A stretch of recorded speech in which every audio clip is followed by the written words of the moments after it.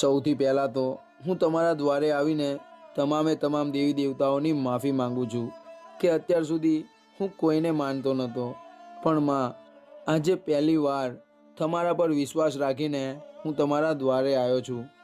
માં, મારું આ દુનિયામાં કોઈ નથી, ફક્ત એક મારો જીગરી દોસ્ત હતો કરણ, જે થોડા દિવસો પહેલાં આ જ ગામમાં એક રેમ્બો નામના વ્યક્તિની જાસૂસી કરવા આવ્યો હતો અને ત્યારથી એનો કોઈ જતો પતો નથી. અને માં, એને મને એ પણ કીધું હતું કે તમારા દર્શન કરીને એના કામની શરૂઆત કરશે, એટલે હું પણ તમારા દર્શન કરીને આ ગામમાં મારા દોસ્તને શોધવા જાઉં છું. તો પ્લીઝ મારો દોસ્ત જ્યાં પણ હોય, જે પણ હાલતમાં હોય, મને મળી જાય.